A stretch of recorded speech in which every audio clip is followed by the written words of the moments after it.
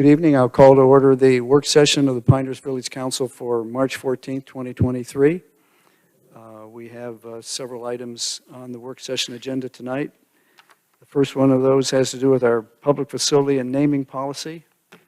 Jeff, do you want to add anything to start this, or should we go to Doug?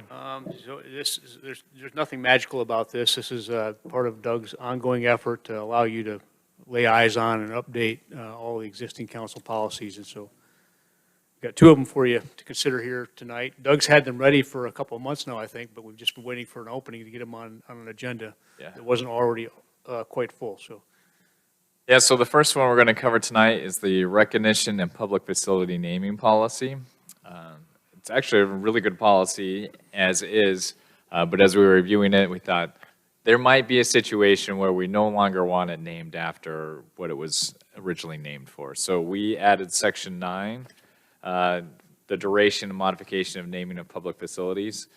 So if you look through that, there's a few reasons why we may not want to continue calling it by a name that it was previously given.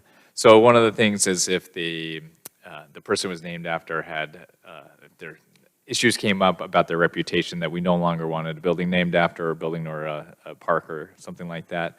Another would be if they no longer were making the financial payments that they originally said they were going to.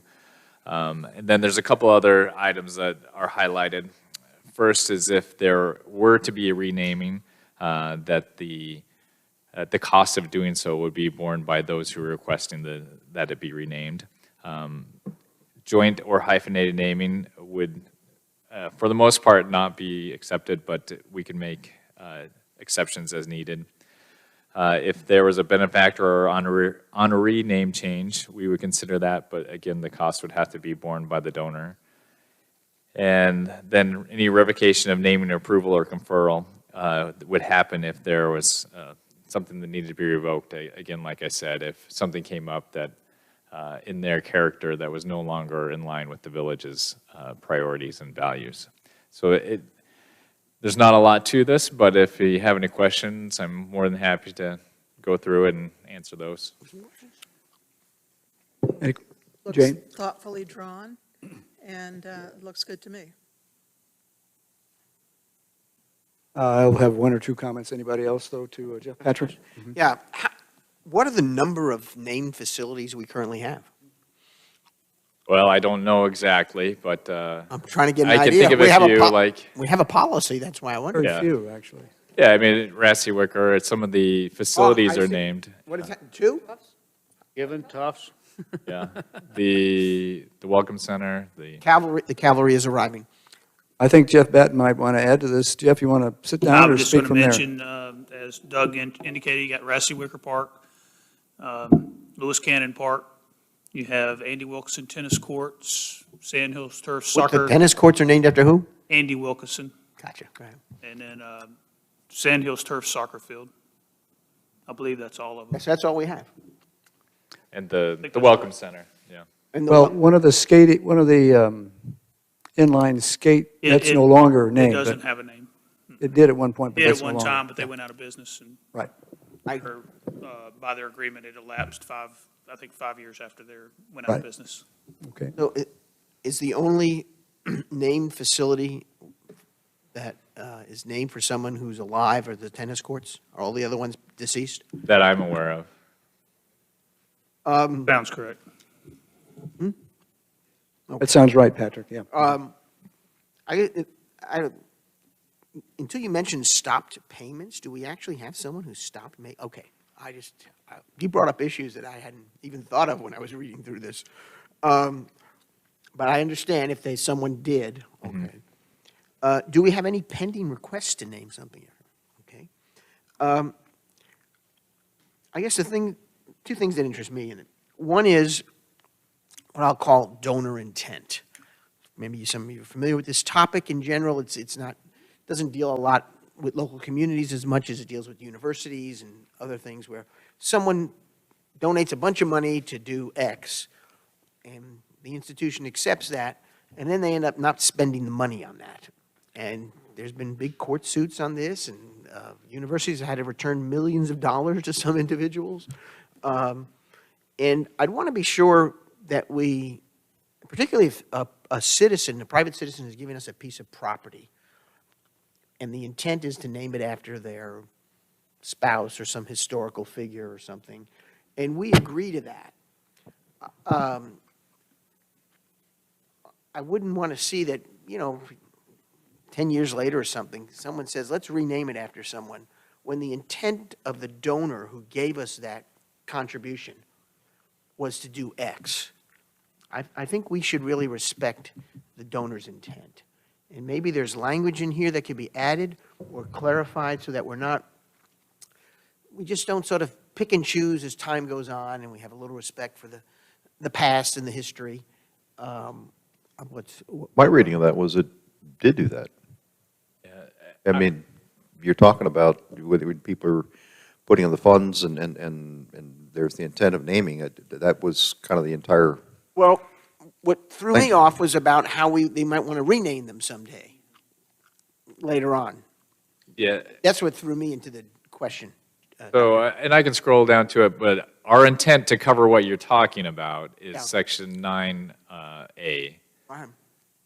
So, in order to respect the tradition and the community values which previous councils bestowed on these resources, renaming officially named parks or facilities shall be infrequent and deference, that's supposed to be given to maintaining the designated name. However, the duration of a benefactor or honoree's name or any facility ordinarily continues for as long as the facility or unit is used in the same manner as the same purpose for which the naming occurred.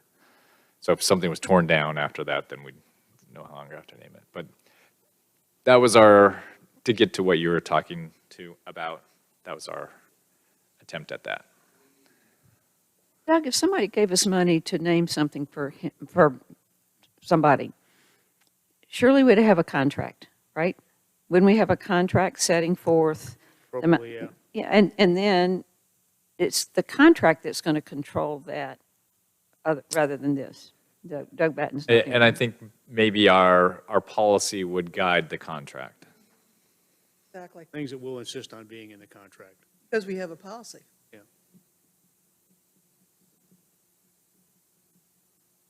But, Pat, I am more than happy to amend this if we can get better language for that. Again, I didn't pick up a pen and go to paper on it, about it. I wanted to discuss it as, that's basically the only thing I want to be certain of long after we're all gone. If someone had an intent and they actually give this village money or property, I think it's, and they usually do it in a contractual-like arrangement, I think we should respect the donor's intent. I absolutely agree with you on the intent aspect. But I do feel Feel what this I read covers it? through here that it does do that. I think this is a good work product, and it fulfills that need. Of course, you still have the possibility of, you have the soccer field named after one individual, and then you have the entire park named after somebody else and that kind of stuff. So,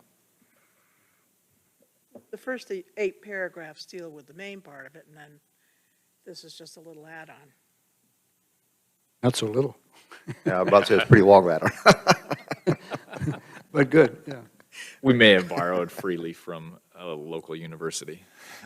I guess your sentence about the duration of a benefactor's or honoree's name, in essence, continues until such time as the demolition takes place. So to speak, I'm just jumping ahead to the next sentence. I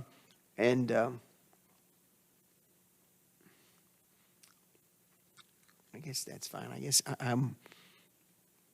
guess the council of the village would reserve the right to demolish something that is no longer useful or functional or something like that, as opposed to a statue in a park or something like that. Okay. All right. So we don't have many pending. We're just, Well, we have one pending, maybe. I'm going to raise that Oh. when the other questions are done. Oh, Are there other general questions for Doug, though? that's or- what I have for Jeff, or for Doug. All right. I was approached a while ago by a gentleman whose name is Dick Curl, C-U-R-L. Dick, many of you will know, was a longtime friend of Jinsey Fallon and her husband. And Jinsey, as you know, died almost 2 years ago now, I think. And Dick has been working with the family up till recently to close the house and do a lot of things with papers and things that Jinsey had that related not always to her work with the village, but some did. And he has brought over to Village Hall one of the American flags. It's like the one in the back of our room here, constructed by our company in Southern Pines, American Flag Company, I think it is, that was given to Jinsey when she concluded her term on the village council. Now, I need to do a little more research with Dick on the following point, which is he believes that she probably was the longest-serving council member and/or mayor in the history of Pinehurst to date, and is wondering if, on the one hand, we would take the flag and place it somewhere appropriate in Village Hall, and I've said I think that is very possible, but also with respect to the idea of naming one of our conference rooms, perhaps the council conference room, in Jinsey's honor for the work that she did and the number of years she served. So I wanted to identify that to everybody tonight.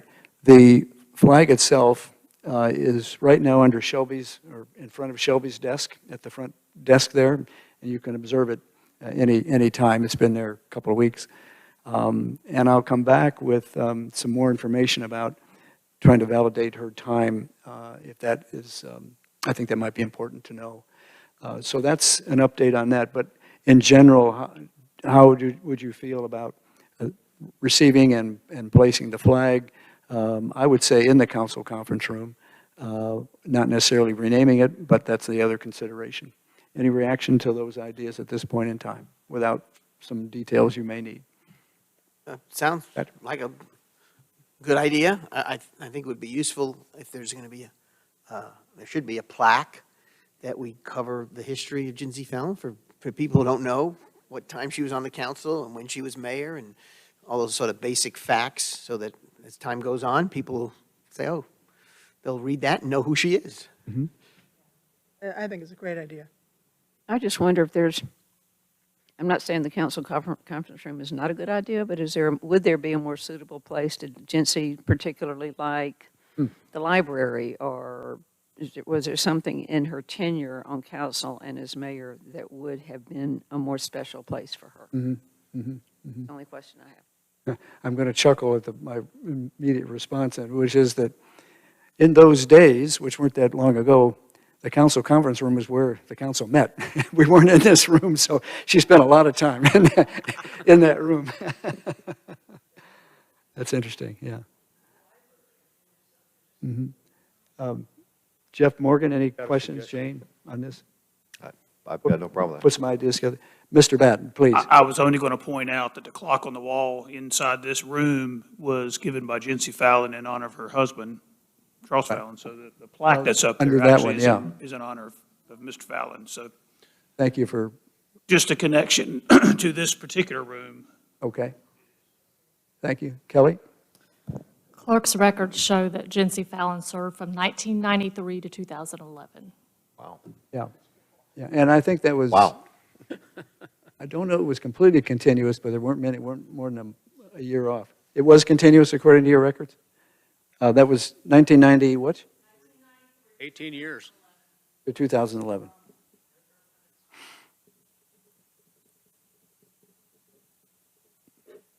Okay. I'll discuss with Jeff Sanborn and come back to you perhaps at our next meeting. I think this would fit into the policy, though, Doug, as you understand it. It seems to be in there, which is why I wanted to read that last week. Yeah. Yep, it looks like it would align with the policy well. Okay. All right, fine. Anything else on this agenda item, public facility naming policy? We all done with that? Doug? The other policy is the street light policy. Very little change was done here. Rather than repeat all of the pertinent sections of Section 1 and Section 2, I just said refer to Section 1. So if you look at it, Section 2 is about new residential developments, and it lists almost all the things above it, except for the two that were specific to commercial. But rather than rewrite it all, we were going to require that the developer submit a light plan and that it is consistent with the section above, all of section 1. I have one question. Several months ago, I don't know how long, it was last year, we adopted a lighting, I'll call it a lighting ordinance that dealt with Christmas lights and decorations, nuisance lighting and so forth that we didn't have. We had something in the commercial area, we didn't have something in residential. And we knew at the time that there probably need to be some tweaks to it because we did hear a few things afterwards, small things that would be necessary to correct, I think. Is this the opportunity to do that?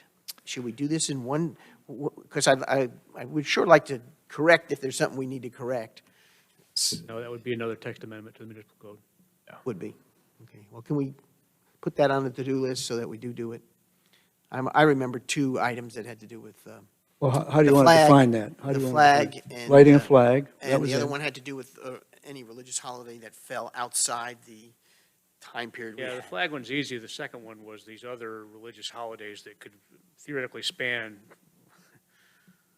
Right. That's problematic. I'm not sure how to deal with that. If staff can just give it a little thought and we can take Yeah. it up as appropriate. Alex and I have talked about it, so we can bring something forward. That'd be great. That was my only issue on this. And I've had some follow-up with the leader of the group that spoke to us, and there are still issues. Say that again, Jeff? There are still issues. Okay, beyond those Okay. 2? Yeah, just in a lot of this was done to ameliorate a spiff that was going on in the neighborhood. Right. Oh, I And remember, that's yeah. not resolved. That's right. Okay, so that there are still issues, is my point. Okay. Good. Well, then we should do it. Yeah. Sure. So back to the street light policy, the intent of this policy was to have very minimal number of street lights, and if that's still the intent of council, we'll keep it as is. We do get occasionally requests for street lights that do not align with this, and so we tell them no. I just, there was a woman in this audience, I spoke to her during the break, and she raised one of the issues she raised with me was street lighting. She lives in the apartment complex at the corner, and she says, I said, well, you can walk over here to these meetings. She says, yes, but you know, at night, it's very dark. I can't walk home safely. And I said, you know, that's a very good point. Well, we'll be talking about street lighting later. So I just put that on the possible list of where there might be a street lamp or 2 necessary. Down here. That's lit. I think we've got pretty well there, and then there's a brick walkway that goes right to the building, so, yeah, well, good, yeah, nice to have. I raise it. Doug, I lost track of something here. In section 2, Yep. we've added something, and then we've taken all this other stuff away. Remind me again about what you just said about that, or why? Yeah, why so we- section 2 is for new residential developments. So we're requiring the developer to bring a light plan when they submit their plans. Right. And it has to be consistent with all these items that are in section 1. Rather than just relisting them all in section 2, Okay, we okay. just refer to section 1. All right, okay. You get extra style points for making one a lot longer and one a lot shorter, so just. Councilmember Morgan likes that idea, yeah. How does this fit in with the PDO? So I included a copy of the PDO in section 9.17.1.17. So, You know that point, do you, Jane? Okay. oh. Yeah, it's very consistent, so street lighting should be where there's high volumes of traffic, where there's an intersection with the primary state highway or within the village commercial district. I remember reading that now. Okay. I just have one question out about this. Where have we installed street lighting in response to a community survey? Did we do it at Gun Club, Village Acres, and that's the only place? Okay, because it's on the survey every year, but there's one place where we put, and on how many streets did we put the street lighting? As near as I can recall, and don't hold me to this, but there was somewhere between 10 and 15 streetlights added in Village Acres. It wasn't extensive. Yeah. It was major intersections. And we actually presented them at the public meeting of the neighborhood, different lighting options, and they all kind of were able to put a sticky note on kind of what they thought, and we kind of went with what we considered a medium approach, using basically this same kind of guidelines. But, yeah, there wasn't a whole lot. I went back and pulled up that chart about, it listed the highest priorities to the lowest priorities from our last survey. And street lighting was at the near top of the list. And it was almost universal by neighborhood. Yes. No, I'm not saying this is what we run with. I'm just saying that that was the response we had from our residents. Neighborhood that's most satisfied is the one that's most dark. Yeah, and I would only add that all the neighborhoods don't meet this standard, if you will. And so in most instances, but not all, there are fewer lights than could be based on this policy. The exception is in the historic district, closer to downtown that's where you have the majority of our streetlights. Throughout our entire community, the majority of them are in the historic district. That's the district that has it as its lowest priority. Jeff Batten, we're in a work session, and you're welcome to sit right at that table. But I'm glad you're here as always. But, all right. Well, I wanted to make you. I know you're available at all moments here for your help on some of these issues. Thanks. I'm sure he was fine. Are there any other questions then on the lighting policy and where we're going to go with that? We have to get this back to us, right, in a formal. Yeah, we'll bring it to a regular session. All right, now, and Patrick, you had your other lighting issue, which Jeff Morgan was touching on too, was our nuisance lighting issue, right? They said they're going to do a And little we'll come research back. and get back to us, right? Okay, That's fine. It's not something I think. right, but no, that's for the future, but I wanted to make sure we got that. And Jeff Morgan implies that there's outstanding issues still with the individuals who were most concerned about I just this had a policy? discussion with one individual on there, so take it for what it's worth. Okay, But there's been some improvement, it's just, Yeah, I had a discussion. there's still issues. They've well, when we get back to been that, we'll- improvement. Yeah. That's all. Okay. Not total, but. May I ask Doug a question now that you're here? Sure. Progress on the sidewalk on Pine Vista, McKenzie? Anything since the last couple of weeks? Yeah, I had a good conversation with the engineer, and he forwarded me a timeline to complete the engineering of it. So I forget the next step, but sometime in March, it was going to DOT for a permit. DOT for a permit across across Highway 5? That, and we'll be touching Linden as well. Okay. So any anticipated start date? Yeah, I will forward you the email with the dates. Yeah. Okay, thanks. Okay, so any other questions regarding the lighting policy then? All right, let's move on.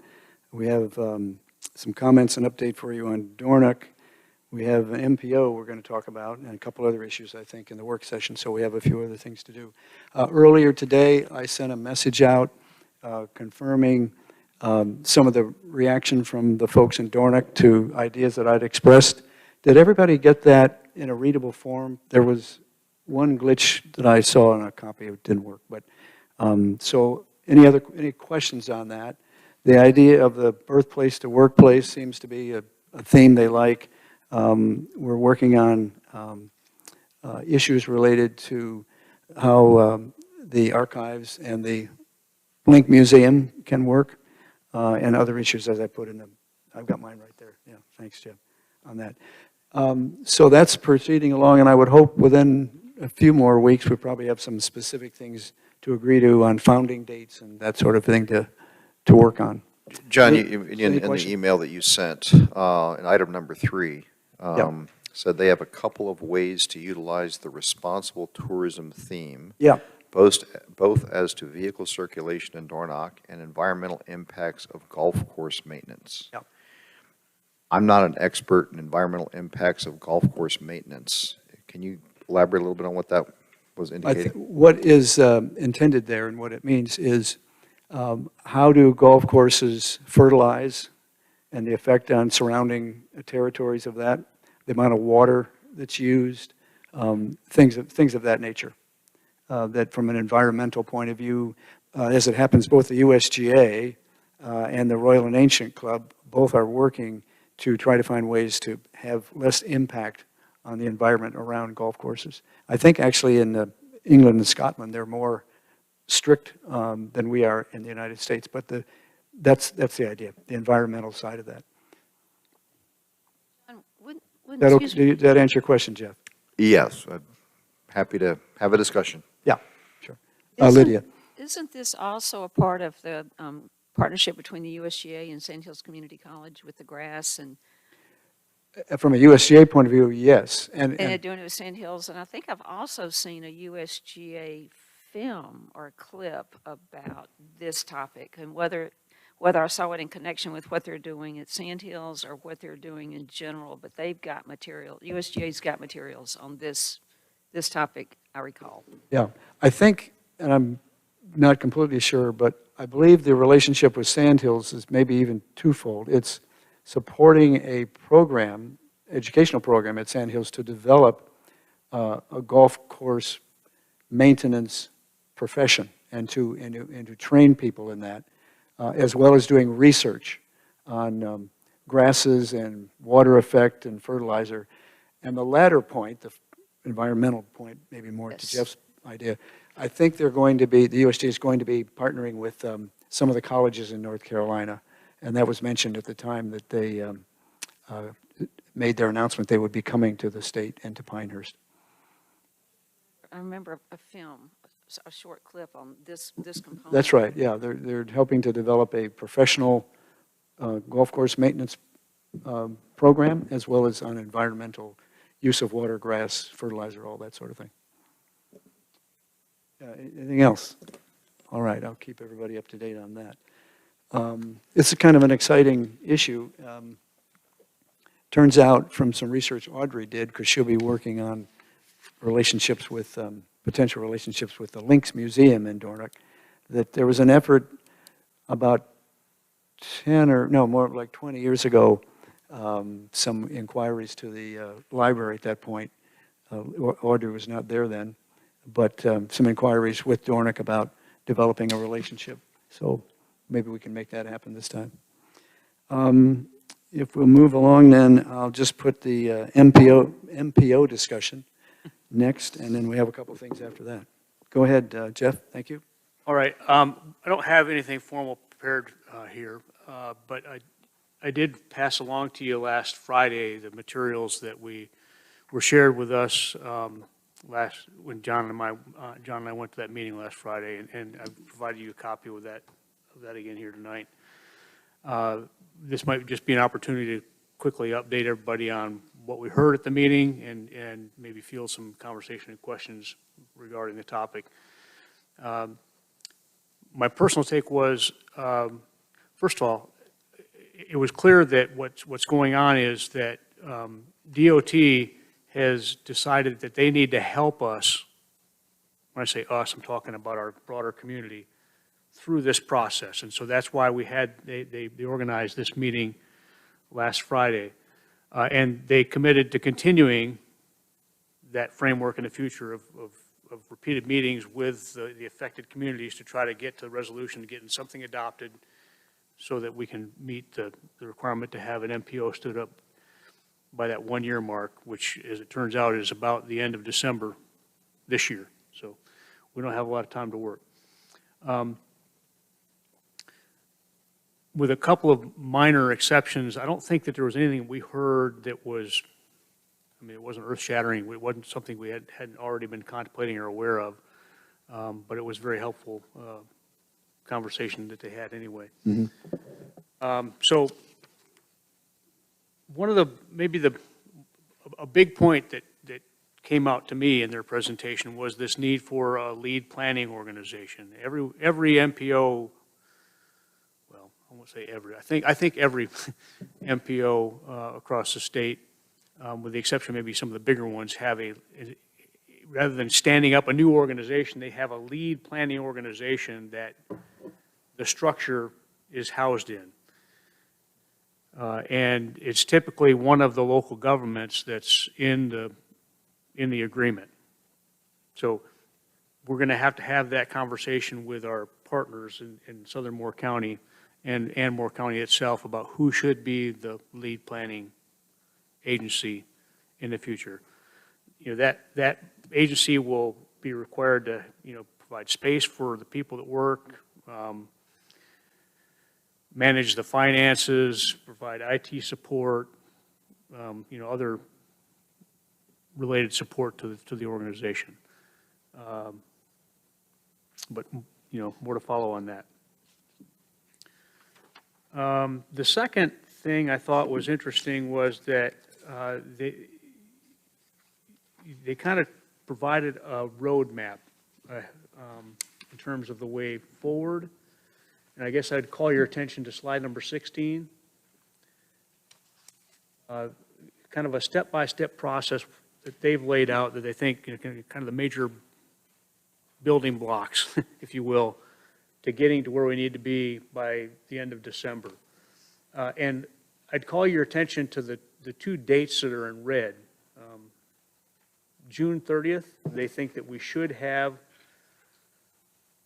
something that's agreed upon. Yeah, you don't have slide 16. It's You page missed it. 8, slide 16. So if you're looking, it's page 8, which is in the lower right corner. Yeah, I don't have page 8. I've got 7 to 9. Page 8 missed it. I've only Oh. got You got odd it. numbered pages, I don't have any even numbered. Oh, I'm looking at the handout that Jeff and I got, so maybe the one you have. The copy, The copy machine, yeah. Maybe it was supposed to be two-sided and always one-sided, so. Maybe, can you put it on the screen? Is it up there? all right, no, I can't. Oh. Okay, my apologies. It's okay, it's, I've got it on my phone here, I can, Yeah, read so it over the weekend, it's, yeah, it's, I reviewed that there. this is the one with the little yellow blocks. that's the one, yeah. So by June 30th, they'd like us to have a membership policy I remember seeing it. board kind of established. In other words, so we would agree upon a framework for who's in, who's out, how is that board going to be constructed, and establish what the boundary is going to be, because you need that boundary in order to make those decisions to begin with, and then transmit a letter of decision to that effect to DOT by the end of June. And then there's some other steps in between there and getting to an MPO designation agreement established with let's say the governor. It's with NCDOT, is the state agency that we enter into an agreement with by December.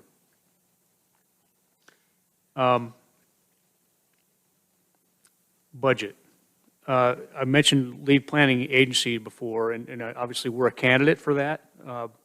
Somebody's going to have to budget for this, because this is all happening, and we're building this thing in FY '24, so more food for thought as we move down this road with our Are they going to communities. give us some funds for this, or is this, we taking out of Hyde?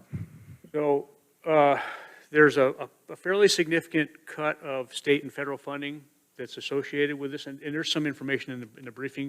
It doesn't tell you what the dollar amounts are, but it tells you about the sources. What I have heard is an example, and I think it was from New Bern. And I think what I recall being told was that their overall budget for the organization is $300 and something thousand a year. And of that, the local governments contribute about 50,000. Right? We're about the same size, urbanized zone. It doesn't mean that our budget's going to necessarily be the same. That's but all the local governments involved. all of them to get combined, $50,000 is shared amongst the local, Oh, okay, local small. government. So it's not a big bill. And Jeff, further on that point, I had a chat with Patrick Norman Yeah. after, when we were broke up there. And he said, yeah, it's about 20% about 20% of the expenses come back to the towns. Everything else is covered by federal or state funds. Yeah, okay. That's 20 to 25%. I get, And that's what it said in Yeah. the money thing on here. Yeah.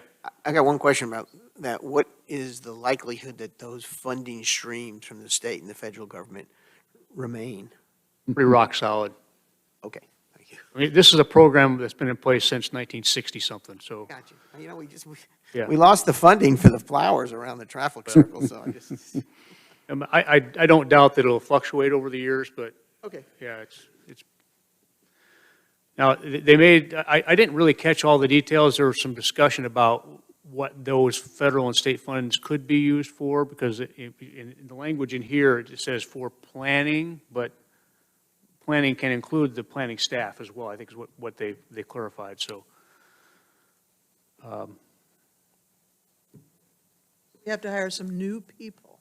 Somebody has to hire some new people. Somebody's got to hire probably a minimum of 2 people And there's going to have to be a spot for them to, to sit down, yep, right. yep. And they're going to have a computer each. That's the IT support, yeah. A wide range of things, yeah. All right, so we talked about this the past 2 meetings, and then you had this. This sounds like it has launched us in to what we need to do. Mm-hmm. It sounds like this was beneficial in terms of making more certain the things that we need to do to get this thing going. Yeah, they're going to hold our hand through this process, I think, is a way to describe it. Which is beneficial. Yeah. And what happens to the, can we not use the money we have been using for TARPO or repo, whatever it was, to use for this so that it's a wash for us? I don't think we contribute to TARPO. Not at all? No. No.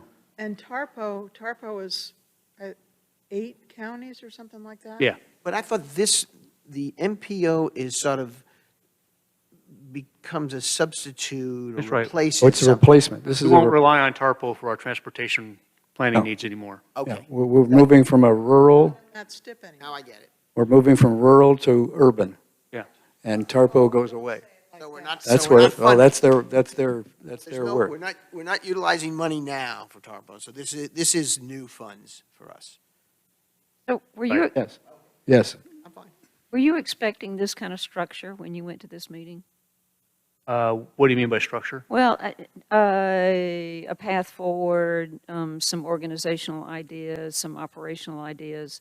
I'm thinking if you went kind of not knowing what you were getting into and then seeing this, and maybe I'm overstating that, but you see this, and this helps us and the other municipalities start framing Yeah, I our think it's, path forward in a good way. I think it's helpful. I mean, I think it's very similar to the brainstorming. Some of these concepts and priorities are very similar to some of the things that Paul and Reagan and Matt Day and Lee Worsley and I brainstormed a few weeks ago when we first heard about this. So, I mean, there's a logical flow to this. It's nice to have it all kind of laid out in detail. And we can probably plagiarize, right, off of, Sorry? probably plagiarize from other, Sure. I would say we would use good ideas, but there's pretty much a framework that is set, and we have to There are comply good with that. examples out there for Best the. practices. We The have best framework practices. agreement, for example, that we could follow. okay, but so that's sort of how do we establish the organizational thing and the people and so we already have the Moore County Comprehensive Transportation Plan. Mhm. And now we're going to take Moore County and tear it in two for administrative purposes. So what happens to our Moore County Transportation Plan? I'm not sure anything happens to it. Still use that, or do we start over from scratch? Sorry? Do we still use that, or do we start over from scratch? That's up to us. Okay? When I say us, not Pinehurst, but the collective, the body, the MPO board will decide the best path forward. And while the bulk of the membership are the municipalities, in our case, Moore County will be a part of this as well. because they control a certain amount of land in the county. It's not all under municipal rule. So the county transportation plan, I'm sure, we all know that, we all are in it, and Yeah. I'm sure we'll carry that forward. And see, With to improvements. that point, I mean, it might help repeating that certain organizations must be represented. And the boundary has to include at a minimum what's outlined in black on this map, okay? And so because of that minimum boundary, Moore County, Pinehurst, Southern Pines, Aberdeen, Pine Bluff, Taylortown, and Whispering Pines all have to be represented in this organization. If we, that group of representatives, decide to expand the boundary to include, for example, Foxfire, then that would bring somebody else on board. Or Carthage, then that would be bringing somebody else on board. Meaning the new organization could decide that, the new MPO? The We could- agreement that, I mean, so the agreement that we craft, so by June 30, Gotcha, in June accordance 30. with this map that they put together, we're going to have that worked out and negotiated with our fellow local governments. Or we should have that worked out. We can reach out to other towns and say, we'd like you to be part of the mix, but we can't force them to do it. That's right. It would be by invitation. Right. Yeah. And they can say no. That's right. Jeff, just to clarify the December 31st deliverable, is that a final plan or a stood-up organization? So when you say plan, are you talking about transportation plan? Or just No, the MPO organization. I thought that would, December 31st, I thought was a date that, That is the organizing agreement, basically signed by all of our local governments and sent to DOT for signature on behalf of the government. okay. So that they say, they'll sign off, let's say, and then we need to stand up an organization. Yeah. Okay. And I think, in my mind, that's when we're, once that's done, then we're starting to hire people, populating the board. I mean, some of that stuff will be happening concurrently, I'm sure. Yeah.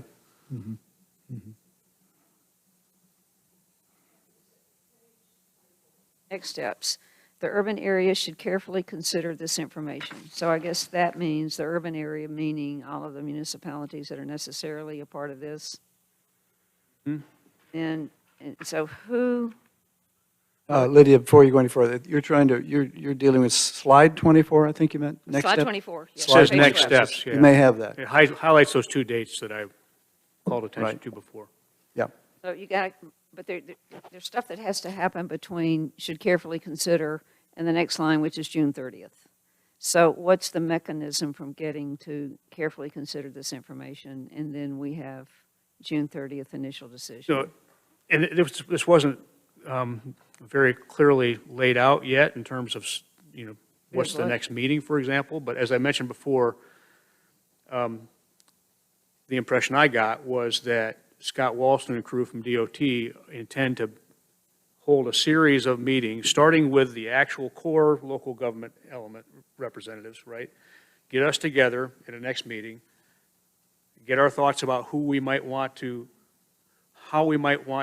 draw the actual boundary and whether or not that would imply inviting others to the table, getting that final collection of people to a table, and then getting to the boundary by June 30th. Okay. Does that comport with your? Exactly. Yeah. Yeah. I mean, the only thing I'd add is, just in general, is that what I learned overall from this is we have to do it. So, and here's the plan to do it, and there's quite a bit of help and funding, so that's good. The benefit is we get more points by being in an MPO, points awarded towards DOT projects than we would have in the rural organization. And so that's good, because looking to the future, we'll have more to say and more to vote on with points for DOT projects that we feel are important. the other The whole real- organization does. Real benefit, I think, is the focused transportation-related planning. It's not just moving cars. We're talking multimodal, bike, pedestrian, all that stuff, interconnected trails and Yeah. we've had this effort ongoing among the Tri-Cities framework for a couple of years now, about this notion of interconnected trails, but we really haven't made a lot of headway because we don't really have enough, not a focused horsepower on that problem. But the planning that will naturally flow from this will include things like interconnected bike and pedestrian trails that we are struggling with right now. A couple of questions. One's on the map. The area between Pinehurst and Aberdeen, it's sort of a Tar Heel blue almost, boxed in there in black. What is that? Is that, I mean, I think that's where the Pinehurst number 10 is going to go. Some of that, yeah. But whose property is that? Some of that is in Aberdeen's territorial actually in Aberdeen's municipal limits. Some of it's in their extraterritorial jurisdiction. Some of it's in our extraterritorial jurisdiction. Right. Okay, so it's a lot of Aberdeen, really. What is the next thing you need from the council? Or what is the village council here? What do we need to do next? To me, I don't want to get too far over our skis here, but I think that we are the logical candidate for the lead planning organization. But we have to accept that. So I don't think it's appropriate to make that decision now. I think that it would make sense for us to cultivate that idea with the other communities before we get too far over our skis on it. But we're the largest local government that's represented. We do Baldrige Framework, I'm sorry? Baldrige Framework. Follow the Baldrige framework. Yeah, yeah. And you know, we just did some expansion. We would have to go back and tighten our belts in Village Hall, but I think we can find a couple desks for somebody. On that point, which you just mentioned, and we had a brief conversation about it, I'm up in the air about that idea, whether the MPO would be headquartered here in our building, even with the space. I think there's some pluses and minuses to that, which we would have to think through. Yeah. But I'm glad you put that out Yeah. there. Somebody's got to do think it, about right? this. So, Yeah. Yeah. Yeah. But we need to think about how we're going to commit our staff, just as the other municipalities will be committing persons in their staff and councils. So that's what'll start to come from these next meetings, as to this, how each of the towns will offer to support. My experience with sort of these multi-agency operations rather than multi-communities is that the agency that houses the operation, the other agencies tend to offload a lot of things to the lead agency, for lack of a better phrase. And so we need to factor that in. yeah, I think it's a valid observation. Somebody's got to do it. We're the biggest government represented, biggest local government represented. And I would offer that I think that having them close is a good thing because it gives us more influence. That's absolutely right. That's absolutely right.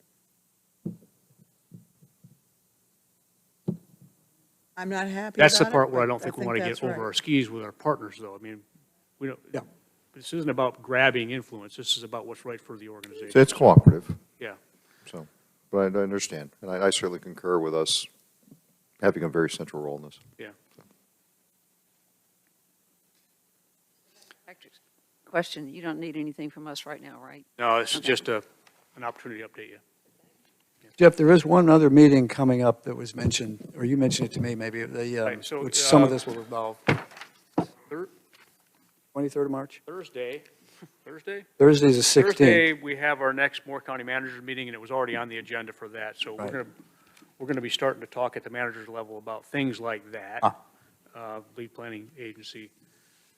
And then we had previously identified the opportunity to bring this into the Tri-Cities framework and invite these other core local government representatives to that meeting, and that was going to be the 20-something of March. So I don't know if this, what DOT is doing supersedes that, if that still makes sense or not, but that was what was originally planned.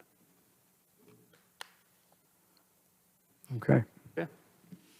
So the 16th and then the 23rd, those are other discussion points, at least with the village manager level, Yeah. town manager level. Okay, all right. All right, we had, Pat, you had a couple of things you wanted to discuss, and maybe we need to talk a bit about the text amendments to the PDO, the planning board, and where we're going to go with that. Sure. We have hearings scheduled or planned to be scheduled for the next meeting, 28th, if we wish to proceed, but they're at least being planned, so we don't miss a date if we want to do that.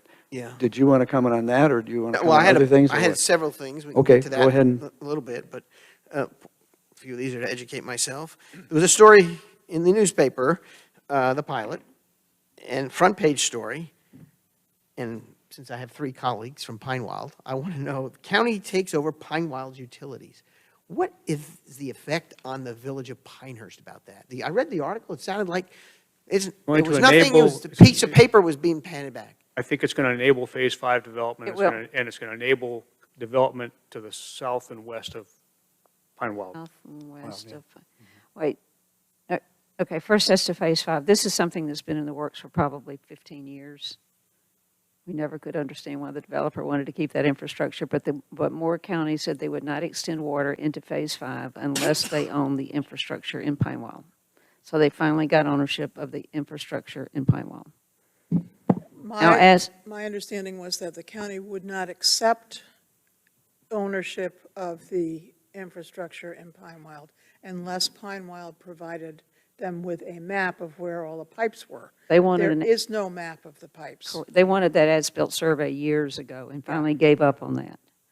So this, a long, long, long time ago, in connection with all this, a water tower was going to be put in on 211, but I think that fell out. I don't know. But yes, it's directly connected to the development of Phase 5. And- Now, the development, you said southwest? There's that You mean off Chicken Plant large Road? tract that was previously subdivided or zoned for R30 that, Yeah, Phase 4. no. Oh, no, No, this to is the south off and Chicken. west, between Pinewild and West Pinehurst Park. Yes, in on that Chicken area. Plant Road. And he's still got it, I think he's got something in planning right now for about 30 homes. Yeah, it's been off and on. Utilities has always been a challenge there, and there's been I think there's been long been a recognition that it had to come out of Pinewild, but because that system was privately held, it was just not feasible. Jeff, you probably know more about this than I do. Well, and for a while, they said they were only, this is the issue there, it's coming back to me. There's a concern that if that development taps into the infrastructure, the water pressure will be impacted in Pinewild. So it's my understanding right now, those 30 lots are going on septic and sewer. I don't know. Yeah. I mean, septic and well, excuse me, same thing, septic and well, and they only want to tap into the infrastructure for fire. Yeah. But that's the last I heard. So as far as the village itself, are any costs or responsibilities associated with this? The village of Pinehurst, we're just an observer to Yeah. this transaction. That's all I was trying to understand what was going on. It made it front page news, and I couldn't figure out our link to it. But there are 2 proposed developments that could come to us because of this. So Lydia, were you aware of this? Because I didn't hear about it until I saw it on the Moore County Board of Commissioners agenda. And then I went back looking for it through Pinewild Board minutes. It wasn't in the minutes for the last 2 meetings, the regular membership meetings that are held in this room. I've been aware of it off and on for 15 years. Well, okay, but were you aware that it had come to a This, head? that it was had this been- close? No. I was not aware of it either. Yeah. I read it in the paper like everybody else. And the You live question, the question is, why now? And why didn't they say anything to us? Why did the board not say anything? Yeah. Well, the board had nothing, the board only had to give the right-of-way on the streets. Yeah, but still, I mean, it's Yeah. it's a significant change from status quo ante, so. Thank you for educating me. I'm going to request, and obviously Jeff, the other Jeff is here, that when appropriate in the next few meetings, if we could get an update on the public services complex world. If there's between the discussions that are going on and all that, I know it's sort of a slow-moving target, but if that's appropriate sometime in the next month or so, it would just, Well, I guess I would say that when we have something to update you on, we'll update you. Right now, I don't think there is anything to update you on. but no movement on the water. No. Nothing there. And wasn't there, what was the other thing going on? Emergency EMS and nothing there? Standstill. No answers. No answer. Okay, well, when you get something, We're not in control of our own destiny. I understand. That's why I'm raising the question. I'm hoping someday we will be on that. The last time we met, there was you made a presentation on the Neighborhood Advisory Committee, and I guess that is going to be, whenever our next Neighborhood Advisory Committee councils, that's going to be a discussion for them. Next week. It is next week? Okay, okay. Next Monday, and Kelly's put out all the information about So they all the have, comments from everybody. From last meeting that we had, input from some of the reps, Jeff's very thoughtful responses to a lot of that. We've got now black, red, and blue ink being used on some of the pages, so okay. don't choose that if you have any other changes to make. Yeah. But we'll talk about that on Monday next week, yeah. Okay. We had out of the blue, offer from some development company to come meet with us at one time, Prescott or Ascot or somebody, and they wanted to, I wasn't quite sure whatever it is, they wanted to educate us on some things. And I'm always interested in listening to people. I didn't know if anything ever materialized with that, or that we could meet with them, or what can we do in that? Well, I think I suggested that was something that maybe a couple of the council members should get together with this person and do. Okay. I probably suggested that you be involved in that. Okay. Maybe myself.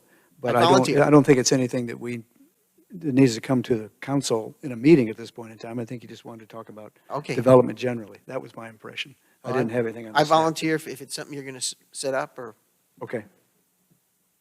I think what John is suggesting is that We'll hear him out. more of you will contact them and set Yes, something up. yes. No, it's not for staff to worry about. Yeah, we'll meet with them. And the only thing I other had on the list is what you mentioned earlier, is that obviously the Planning and Zoning Board made Yeah. a recommendation. I thought I brought there somewhere with me. I have that. And they were specific about whether or not our ordinance proposal was in compliance with the 2019 comprehensive plan, of which I certainly believe it was, and I believe staff believed it was. I believed our village attorney believed it was. But nevertheless, some people can see things differently, and I certainly want to hear their points of view. But anyway, that was I think we need to do whatever's necessary, the next step to sort of address the issue and move along. I asked Alex earlier today, and he replied, what was I call it a resolution, it was a statement. What was it in the comprehensive plan that they thought was inconsistent with the text amendments? And he's given a reply to that. You may or not have seen it yet. I would encourage you to read that. I'm not sure I follow the steps of that and how they meant that to be inconsistent, but that's some research I think we need to do. Now, we do have planned, because we didn't want to lose a cycle date, to have a hearing on these text amendments on the 28th at our next meeting. And the notices of that are in, tomorrow's paper, Jeff, and I think on the weekend to make sure we've hit the deadlines for that. So we can carry on with that hearing or not. We can delay that. But I think it's important to get scheduled so we have the option to do that in 2 weeks if that's what we wish to do. So I'm trying to digest some of the issues that the planning board was dealing with. I don't understand all the issues that they had. I understand others. I still think that they didn't understand, or at least we didn't explain correctly, although I thought Alex did a great job of. He did. I was here when he did it. Telling- He was flawless in his presentation. Yeah. Great. of- He was of great. The planning board following the logic that we were using here to develop this program and all the research that had been done and the preparations from the input that Darren had and Alex and Jeff and the rest of the staff. So I want to make sure we're understanding that. That's where I am right now on that. Any other, I'm sure there are other comments and questions here, but it's a So it's scheduled idea for that we need to hearing deal with. in 2, Sorry. it's scheduled for hearing in 2 weeks. And so it's scheduled for a hearing in 2 weeks, a public hearing. So we will either go in the direction of a public hearing, or something will happen between now and just because we schedule it doesn't mean we have to have it. We could cancel that if we want to, but I Correct, want to so- make sure we at least had it because we've been thinking of those terms before. So we have that as available to us if we wish to pursue that. Okay. So it sounds like you're still working through some, Yeah, I am. P&Z did, and- Understanding the issues that the planning board felt so strongly about in some cases, and how that reconciles with the proposal itself, and where is the inconsistency with the comprehensive long-range plan. That's the core of my And John, getting down investigation. to that root, Jeff? I think is important. I said, getting to that root, I think is important to fully appreciate why it was a unanimous vote against it, why they felt so strongly on there, and understanding their perspective. I think we need to make sure we have that before we're moving on to anything. I would encourage us to listen again to their hearing, because that's the only thing they've said, and their resolution was rather succinct, and, they didn't go into a long detail in the resolution. It was that it was not consistent with the comprehensive plan of 2019, and they picked 2 aspects of it. One had to do with, I don't know how I didn't bring it with me, but one had to do with the Okay. short-term rentals, and one had to do with tourism, or I think something like that. So the quality of neighborhoods. So they've given us their parameters, and we do need to. Yeah, typically the Historic Commission on the one hand and the Planning Board on the other don't do some sort of detailed resolution. It's a more general statement, which I found this to be, although it was cited as to certain aspects of the comprehensive plan that they objected to. So I'm trying to understand why it is inconsistent, or why they felt it was inconsistent. And that's where I am. That's great. it seemed like they were trying to make a motion, and then maybe Jack read it, or Jack stated it, Yes. that they voted on. Yeah. But it sounded like they seemed to think they would needed to go in the direction of a motion, or I don't know, there seemed to be some uncertainty when I they think got you're to right, that yeah. point of the Mhm. meeting. Yeah, because there was one member made a motion, started to make a motion. and- Sonia. Yeah, and then Took it she, away. and then she sort of deferred and said to Jack, and then Jack sort of summarized it in that concise, those 2 concise points. And I don't have it in Alex front of was me. I thought I brought it with me, but it's rather simple. Yeah, he did. And I regret I did. So today, there was a meeting notice put out that the Planning and Zoning Board is going to be holding public hearings on March 30 for On base code. the form-based code for both Village Place and Pinehurst South in order to be able to move them forward to the council. Mhm. And so I'm interested to know whether it, from the staffing point of view and the availability of hours in the day for the staff, it's better for us to have other public hearing on a different matter after that has taken place, or try to do it 2 days before on the 28th. Thank you for that comment. I think that both these are big deals for very different reasons. One, especially in light of the recent reaction that we got from our local delegation, is a pressing issue. And it's going to require a lot of staff and P&Z and council time to get to the finish line. The other is not a pressing issue, and I say that because it's not related to existing short-term rentals anywhere in the village. It's about enabling future transitions to new neighborhood accommodations, not short-term rentals, but neighborhood accommodations in the village. So kind of with regard to these temporary accommodations, the here and now is taken care of.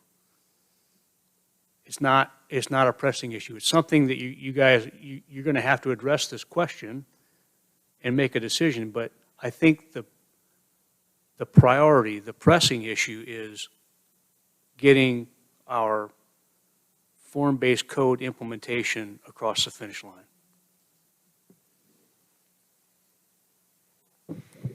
I agree with that.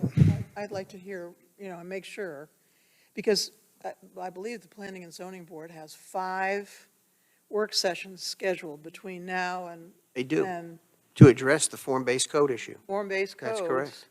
And that is going to be, I would imagine, fairly absorbing in the time department. And They are very far along on Village Place. And the Village South will not be not going to be starting from whole cloth. The work on Village Place will be very helpful to the Village South effort. So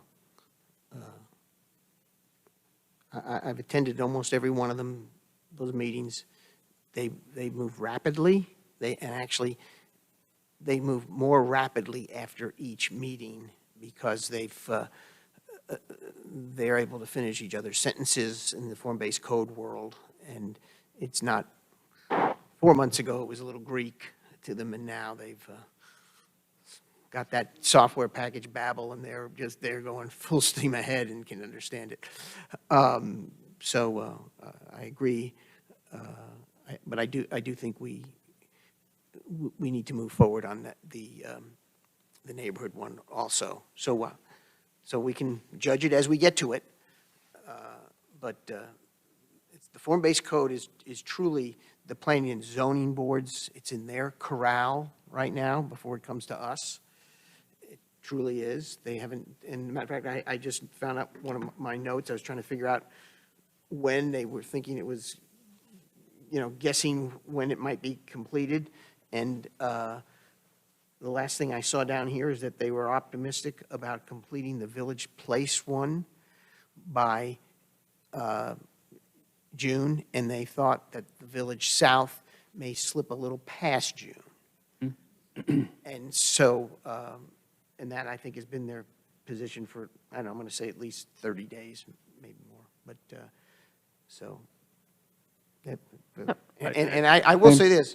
Is that about right, Jeff? Yeah, Just as we sit here today, is that about right, timeframe? Captured that very well, Patrick.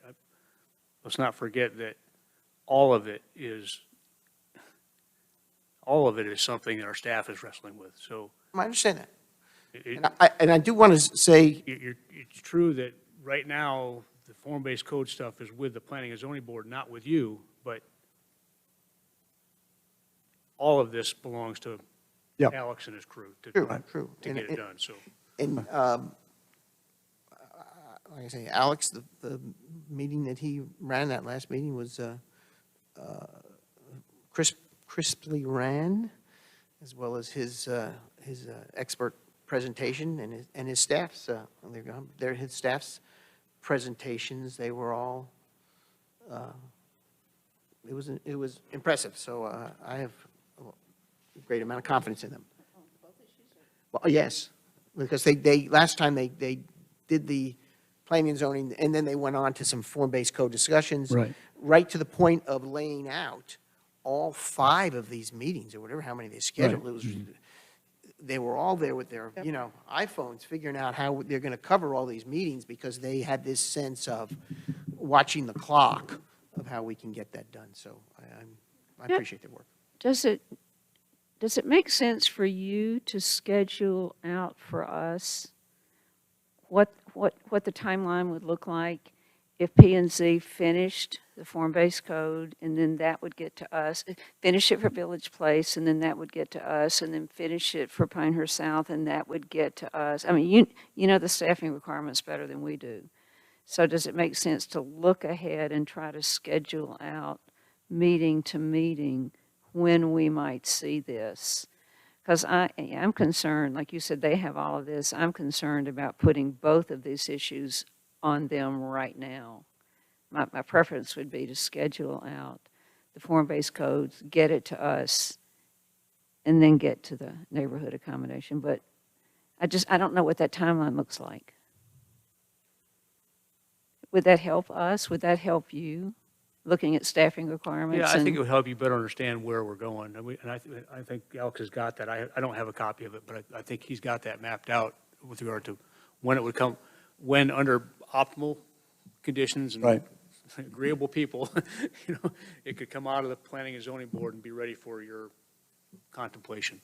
Keep in mind, when it comes to us, we may have some questions, though I just wanted to see if the village manager still has a sense of humor on that. But he does. But I do think there is a lot more clarity in these form-based codes than there was, as it's coming to us, as it will be coming to us, than there was in the plans themselves. That is just the way, my view is, having watched this closely, because I was anticipating the exact opposite. And, I think you're right, Pat. Yeah. we'll see. But doesn't The that problem- just The make, problem, though, is it's going to be, it's a whole lot of detail It is. that at least 3 of you have to agree on, so. Right. No, it is, but it is a lot of detail, but I know, it's spelled out pretty clearly so far anyway. But I wanted to address something else that I found my note for, and that was we awarded that contract for the landscaping enhancements a few weeks ago, or a month or two ago, the $22,000 one. Does that ring a bell? It was in one of your weekly reports. There he is. I'm trying to remember. That seemed, as I read that again, I thought to myself, that's a small contract. What is that going to do? $22,000. What was that specifically for? That is it's from the downtown amenity plan. Yes. And it was the recommendation to redo the landscape in the beds downtown. That's what it is for. That's what it's for. And right now, as of today, it's scheduled to begin on March 27th. I'm waiting until the beginning of next week to get absolute confirmation of that start time, but when we met with the contractor, that's his target. Thanks. That clears it up for me. It seemed like a small amount, and I knew the plan that you went over with us a month or so ago was a pretty big undertaking. So that's different, separate. Jeff, what happens on March 27th? They start digging out the old landscaping? Oh, yay. Yeah, there's a certain amount of demo and there's a certain amount of rearranging that is in that landscape plan. And so, yes, they will begin the demo and begin the rearranging of some of the existing plants, and then the supplemental new stuff will follow suit. They're thinking about probably 2 weeks to get that complete. So I would say sometime third week of April, third week of April, hopefully it'll be complete. Starting March 27, did you say? About that As date? of our meeting last Pending. week with the contractor, that was the target. We will put out some announcements at the beginning of next week to the downtown community, business community. Yes. Once I get 100% confirmation that, yes, March 27th, barring weather, is the start date. Thank you. Okay. Any other points of discussion here? I have one myself. Lydia? And let me add to that, too. This is pretty exciting that we're going to be making things better looking downtown. So can we put something in social media so people will realize what we're doing? Like, Sure. You may know it, you may not. The library has been sold. Not the library, the post. I didn't know that. He did not know that. We did not. I was just seeing if you're still awake. Yeah. the old post office. The post office building has been sold. Last Thursday, there was, we all thought it was off the market. That's what we were being told. There was some other discussions evidently going on, and they closed last week. Stuart called me about this and gave me an update just Friday, actually. And the name of the purchaser, his last name is Johnson. I don't recognize it. He's somewhat local. Allegedly worked out an arrangement with the current owner. And so the building has been sold. Now, how that affects our plans going forward is for another day, but be aware that the building has been sold. And we've been asked, Jeff and I have been asked with you to, at some point soon, look at the contract we have. Do we need to change anything in that? And then we have other things we're coming to discuss about the library, of course. Right. But for a few weeks, and I think we're getting library plans in about May now, June. Doug Wilderson? May. Plans for the library, the report from the architects, what roughly? Okay. June, thank you. Good. So you're updated on that now? We'll know what we need to know before then. Yeah. Okay. So not the library, but the building, the old post office. Well, and with Okay. the new owner, maybe there's a possibility now that we can do something with that walkway between the department store building and the old post office. That's just desperate. It's dark. It needs, maybe we can do something to make it better now. With the new owner, yeah. I'm sure Mr. Batten will consider all that as he goes about the amenity plan for downtown. Jeff knows more about that alley than even Marty McKenzie, if I may suggest. All right. Any other thing for the good of the order tonight? No. Shall we have a motion to adjourn the work session, please? Motion to adjourn the work session. That's a motion by Pat Pizzella. Is there a Second. second? Second by Jane Hogeman. All in favor say aye. Aye. Aye. Any opposed? Hearing none. The work session is over. Thank you very much.